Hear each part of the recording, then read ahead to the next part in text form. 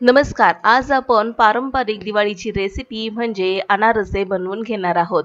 बऱ्याचदा अनारस्यांबद्दल अनारसे तेलामध्ये सुटतात, अनारसे बरोबर बनले जात नाहीत, कुरकुरीत जाळी पडत नाही.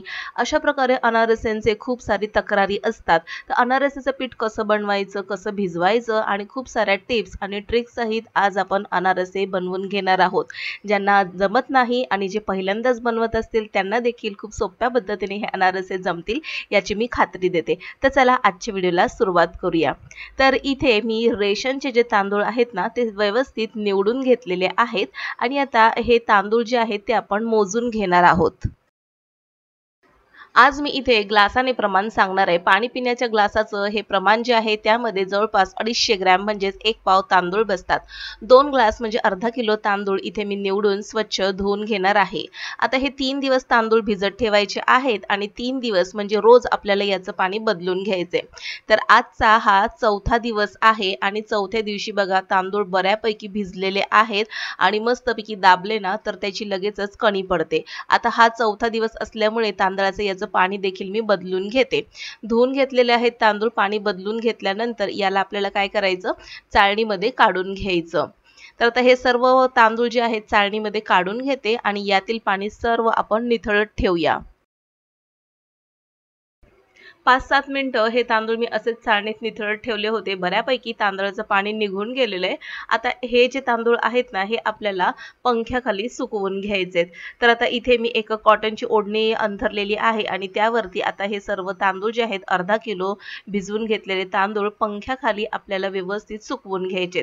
बरं, हे तांदूळ कसे सुकवून घ्यायचे, तर तांदूळ साधारणपणे दमटसर सुकत आले ना म्हणजे ते हाताने आपण अशा पद्धतीने दाबून घ्यायचे आणि थोडेफार हाताला ओलसर आणि हाताला चिकटले की अशा पद्धतीचे तांदूळ आपल्याला हवा आहे.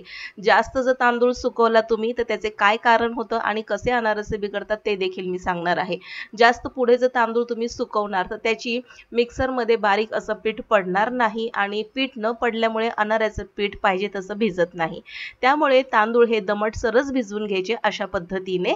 आणि आता हे तांदूळ लगेचच मी मिक्सरच्या भांड्यामध्ये काढून घेते आणि याला दळून घेते. उरलेले तांदूळ जास्त सुकू नये म्हणून त्याला मी झाकून ठेवलं होतं. आता हे चाळून घेते मी. तर इथे हे पीठ बरेच जण कॉटनच्या कपड्याने देखील गाळतात. तर मी हे कॉटनच्या कपड्याने चाळून न घेता मैदा चाळण्याची जी चाळणी असते ना त्यानेच मी चाळून घेणार आहे. तर आता हे सगळं पीठ मी व्यवस्थित दळून घेते तांदूळ आणि पीठ देखील व्यवस्थित चाळून घेणार आहे. आता अर्धा किलो तांदळामधून जवळपास साधारणपणे 3 ते 4 चमचे निघेल इतकीच कणी निघालेली आहे. तर त्या कणीचा वापर तुम्ही भातामध्ये किंवा भाकरीमध्ये पुन्हा करू शकता. आता इतकं पीठ निघालेलं आहे. तर अर्धा किलो तांदळाचं इतकं पीठ त्यानुसार आपल्याला यामध्ये गूळ घालून घ्यायचा आहे. तर या डब्यामध्ये जो गूळ आहे ना तो जवळपास 750 ग्रॅम म्हणजे पाऊण किलो गूळ आहे फोडून ठेवलेला. तर यातील आता मी अंदाज घेत गूळ घालून घेणार आहे आणि नंतर मी तुम्हाला सांगणार आहे जवळपास यामध्ये किती गूळ वापरला. तर व्यवस्थित चमच्याने मी घालून घेते गूळ आणि हा गूळ जो आहे पिठामध्ये व्यवस्थित आपल्याला एकजीव करून घ्यायचा आहे. जवळपास यामध्ये मी 350 ते 400 ग्रॅम गूळ घालून घेतलाय आणि व्यवस्थित आपल्याला एकजीव करून घ्यायचे. हातानेच व्यवस्थित एकजीव करून घ्यायचं. यामध्ये कुठेही आपल्याला केळी वगैरे घालण्याची आवश्यकता नाही किंवा दूध देखील घालण्याची आवश्यकता नाही. आता अनारसे आपल्या आवडीनुसार त्याचं गोड किती हवंय त्यानुसार कमी जास्त आपण गूळ करू शकतो. आता गुळावर देखील हे पीठ ठरत असतं. तर गूळ कोणत्या क्वालिटीचा आहे त्यानुसार देखील आपण यामध्ये गूळ घालू शकतो. जर ओलसर साधारणपणे आणि आणखीन एक की यामध्ये गुळाची पावडर घालायची नाही. साधारणपणे असा जो गूळ असतो ना फोडून घेतलेला तोच गूळ वापरायचा. एकजीव करून घेतलेले जे पीठ आहे ते आता मी मिक्सरच्या भांड्यामध्ये घालून घेते आणि व्यवस्थित 1 ते 2 वेळा याला फिरवून घेते. कारण की हे पीठ साधारणपणे कोरडं दिसत आहे पण मिक्सरमध्ये व्यवस्थित एकजीव होईल आणि त्याला एक ओलसरपणा येईल. याचं कारण की गूळ हे पाणी सोडतं आणि दुसरी गोष्ट हे जे पीठ आहे ते साधारणपणे दमटसरच होतं. तर आता बघा हे जे पीठ आहे ते मी अशा पद्धतीने फिरवून घेतलंय. ठराविक असं अनारसाचं प्रमाण सांगायचं झालं तर इथे मी अर्धा किलो तांदळासाठी 400 ते 450 ग्रॅम गूळ वापरलेला आहे. जर तुम्हाला 1 किलोच्या प्रमाणामध्ये करायचं असेल तर हे साहित्य तुम्ही डबल घेऊ शकता. आता हे व्यवस्थित सगळं पीठ मी अशाच पद्धतीने मिक्सरमध्ये काढून घेते आणि हे पीठ सर्व काढून झाल्यानंतर याला व्यवस्थित हाताने आपल्याला मळून घ्यायचंय. हे पीठ बघा लगेचच आपल्याला ओलसर दिसायला लागलेलं आहे। या पिठामध्ये कुठेही मी केळी, दूध, दह्याचा वापर अजिबातच केलेला नाही। फक्त तांदूळ आणि गूळ यामध्ये आपण हे पीठ बनवून घेतलेलं आहे। मिक्सरमध्ये आपण फिरवून घेतलं ना तर छान असा ओलसरपणा याला मिळतो, कारण की पीठ दमट असतं, गूळ देखील पाणी सोडतो। आता या पिठाचे मी व्यवस्थित गोळे बनवून घेणार आहे। या पिठाचे एकसारख्या आकाराचे गोळे मी बनवून ठेवणार आहे आणि एका हवाबंद डब्यामध्ये बनवून बंद करून आपल्याला 1 ते 2 दिवसासाठी ठेवायचे। 1 ते 2 दिवसामध्येच लगेचच आपण अनारसे बनवू शकतो। मस्त जाळीदार असे अनारसे बनतात। आता हे बघा, हे गोळे मी अशा पद्धतीने या डब्यामध्ये ठेवून देते आणि आता हे पीठ मी दुसऱ्या दिवशी तुम्हाला दाखवणार आहे। तर दुसऱ्या दिवशी हे पीठ लगेच फॉर्मंट होतं, मस्तपैकी आंबलं जातं आणि या पिठाला खूप छान अशी जाळी पडते। याला मी आता झाकण लावते आणि हे डबे आता मी अशाच पद्धतीने बंद करून ठेवणार आहे आणि दुसऱ्या दिवशी तुम्हाला हा डबा उघडून दाखवणार आहे।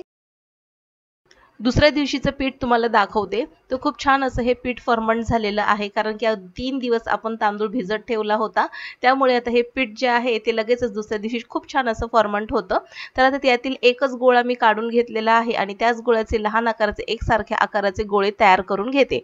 बरं, हे उरलेलं जे पीठ आहे तसंच आपण डब्यामध्ये किंवा प्लास्टिकच्या पिशवीमध्ये बंद करून आपल्याला फ्रीजमध्ये ठेवून द्यायचं आहे आणि ज्यावेळेस लागेल त्यावेळेस आपण हे अनारसे बनवू शकतो। जवळपास 7 ते 8 महिने हे पीठ टिकतं। आता झटपट अनारसे कसे बनवायचे ते देखील मी दाखवणार आहे। एक प्लास्टिकची पिशवी कट करून घेतली, त्याला थोडंसं तेल लावून घेतलंय आणि अशा पद्धतीने थोडीशी जी खसखस आहे ती अशा पद्धतीने लावून घ्यायची आहे आणि आता एका वेळी आपण 3 अनारसे बनवू शकतो। तर इथे मी अशा पद्धतीने 3 अनारसे ठेवून घेते आणि प्लास्टिकचा जो दुसरा भाग आहे तो त्यावर ठेवून घ्यायचा। थोडंसं तेल लावून घेते, दुसरा भाग ठेवून घेतलेला आहे आणि आता ग्लासाच्या सहाय्याने याला आपल्याला हलक्या हाताने दाब देऊन घ्यायचा आहे। तर एकाच आकाराचे मस्त असे अनारसे बनून तयार होतात। एक एक अनारसे थापायला वेळ लागतो आणि आपण जर एकटे असू आणि याला करायला जरा थोडासा वेळ लागतो। अशा पद्धतीने आपण एकाच वेळी 3 अनारसे बनवू शकतो। तर ही ट्रिक कशी वाटली हे देखील आम्हाला कमेंट बॉक्समध्ये नक्की लिहून कळवा। तर बघा, एकाच वेळी 3 अनारसे एकाच साईजचे मस्त असे बनवून तयार झालेले। आता हे अनारसे आपण गरम तेलामध्ये तळून घेणार आहोत। तर खसखसची जी बाजू आहे ना ती आपण तेलावरती अशा पद्धतीने वर घालून घ्यायची आहे। तर आता ह्याला मी तेलामध्ये घालून घेते। तर आता हे अनारसे बघा, मस्त असं गरम तेलामध्ये घालून घ्यायचं आणि यावरती आपल्याला कालथ्याच्या किंवा चमच्याच्या सहाय्याने तेल उडवून घ्यायचं आहे। तर मस्त वरतून देखील अनारसे खूप छान असे तळले जातात।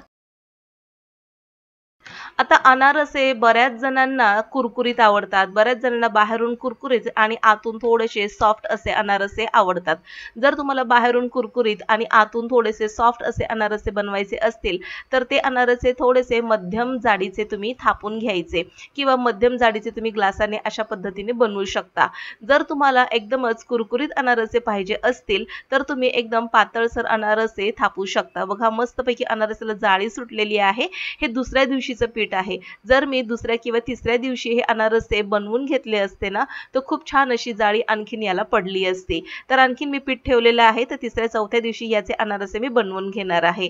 तर आता हे अनारसे मी प्लास्टिकच्या पिशवीवरती कशा पद्धतीने झटपट बनवून घ्यायचे ते दाखवते। आता दुसरा जो अनारसे आहे अशाच पद्धतीने तेल आणि थोडंसं खसखस लावून त्यावरती अनारसा अशा पद्धतीने थापून घेते, कारण की मागच्या व्हिडिओमध्ये म्हणजेच गेल्या वर्षीच्या व्हिडिओमध्ये हा अनारसेचा जो शॉर्ट होता तो भरपूर असा व्हायरल झाला आणि व्हिडिओ देखील व्हायरल झाला। तर त्यामध्ये एका ताईंनी मला अशी कमेंट केली होती, अनारसे हे थापूनच करतात। तर हो ताई, अनारसे थापूनच करतात, पण काय आहे ना, जर आपल्याकडे वेळ कमी असेल ना तर त्यासाठी मी ही ट्रिक सांगितलेली होती।